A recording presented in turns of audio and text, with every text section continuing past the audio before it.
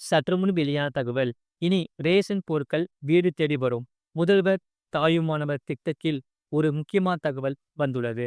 மறக்காம நீங்க லைக் பண்ணிக்கோங்க, சப்ஸ்கிரைப் பண்ணிக்கோங்க. முதியோர் மாற்றுத்திறனாளிகளுக்கு வீடு தேடி ரேஷன் பொருட்கள் வழங்கும் முதல்வர் தாயுமானவர் திட்டத்தை முதல்வர் மு.க.ஸ்டாலின் தொடங்கி வைத்தார். ஒவ்வொரு மாதமும் 2வது சனி மற்றும் ஞாயிற்றுக்கிழமைகளில் இந்த திட்டமானது நடைமுறைப்படுத்தப்பட உள்ளது. இந்த திட்டத்தை செயல்படுத்த 30.16 கோடி செலவாகும் என்று மதிப்பிடப்பட்டுள்ளது.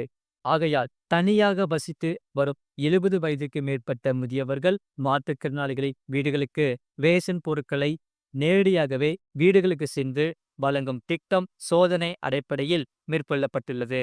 இதனைத் தொடர்ந்து இந்த திட்டத்தை தமிழ்நாடு முழுவதும் செயல்படுத்த முடிவு எடுக்கப்பட்டுள்ளது. ஆகையால் இந்த திட்டத்தின் கீழ் தமிழ்நாட்டில் சிறப்பு கவனம் தேவைப்படும்.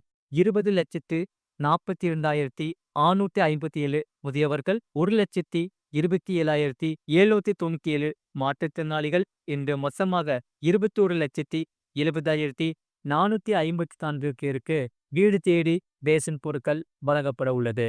முழு வீடியோ லிங்க் கீழே இருக்கு. அதை கிளிக் பண்ணி பாருங்க. மறக்காம லைக் பண்ணிக்கோங்க.